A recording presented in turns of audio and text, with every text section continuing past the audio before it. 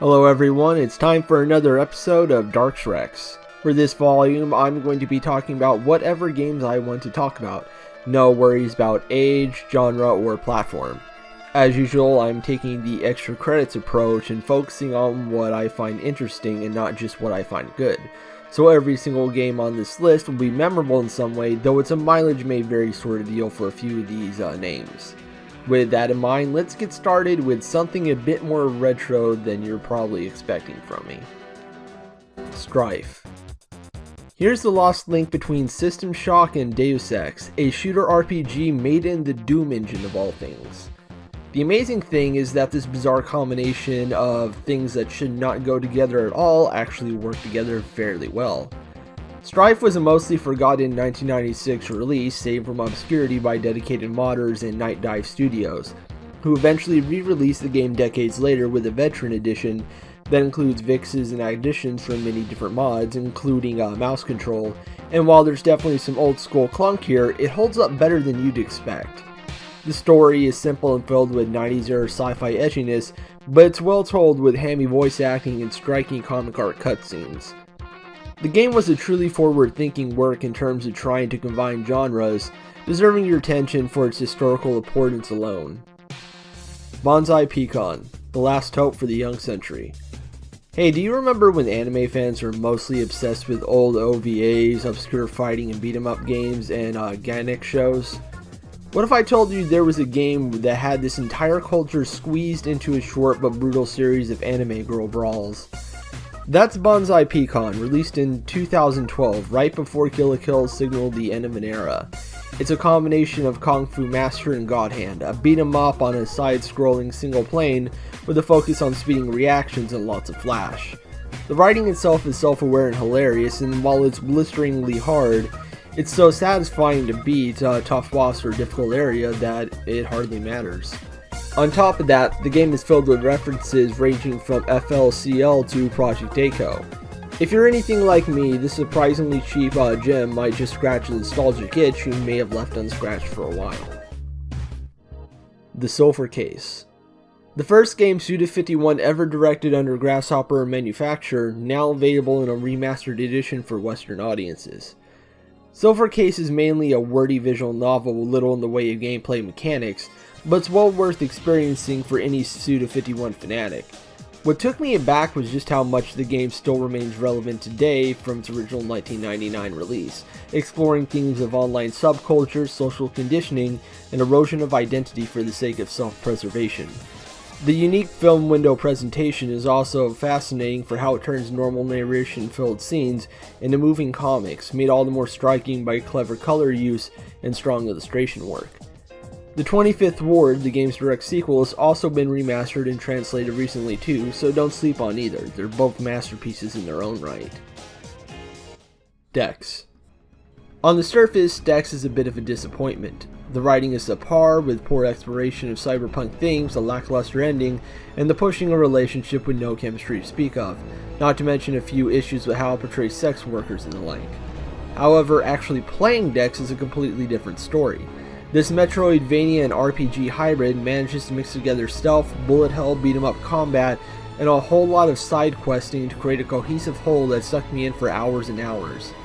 Jen Jarkovsky sadly passed away before the game had its final release, but the game he and his team made, while flawed, is a great deal of inventive fun that shows indie developers won't be out of ideas anytime soon. This is the Police. I did not enjoy playing this one, but damn if I don't respect it. This stylish sim tells the story of Jack Boyd, a retiring police chief whose life's falling apart all around him. The hero of his city shown to us with all his ugly flaws under a spotlight.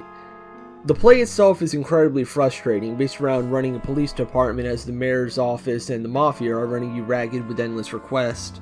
But the actual narrative, art style, and music is beyond engrossing. Hopefully the recently released sequel handles things a bit better, but I do think the original is worth a look, if just for the biting satirical humor and incredible acting by John St. John of Duke Nukem fame, even if it goes on for a bit too long.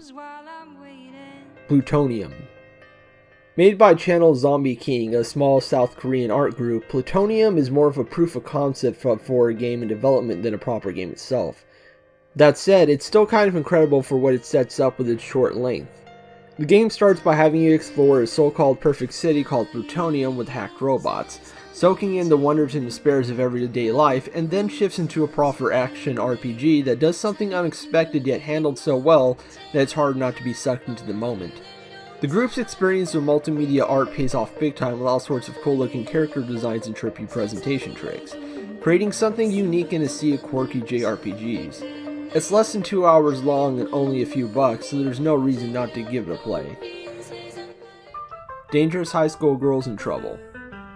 I found this one a few years ago randomly while browsing Steam for games that had low graphical requirements I could run on my old cruddy laptop, and this one stood out for how different it seemed and the promise feminists spent.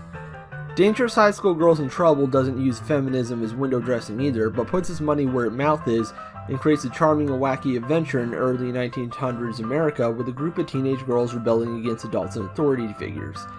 Eventually, the story becomes one of prejudice, toxic masculinity, and the question of how one finds a positive philosophical answer to counter destructive social norms.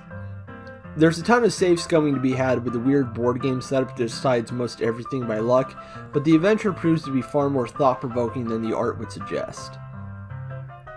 The Westport Independent. This is one of the first games I ever played for IndieCent, and it's probably the one that stuck with me the longest that I didn't pick out. Based on an abandoned prototype put out by Lucas Pope, the Westport Independent has you run a newspaper as your fascist government is about to pass a bill that will endanger the free press. You can change the wording of stories and headlines with the ultimate goal of trying to spread the truth to the masses without the government becoming wise to your game. With such simple mechanics, the game manages to engross with just the greater context and the bits of personality you get from your reporters, creating an experience both involved and thought-provoking. With the state of the world right now, you might get more out of the Westport Independent now than you ever would have before. Soul Nomad and the World Eaters. I'm a big fan of the PS2, almost entirely for the obscure Japanese games that were piled on it.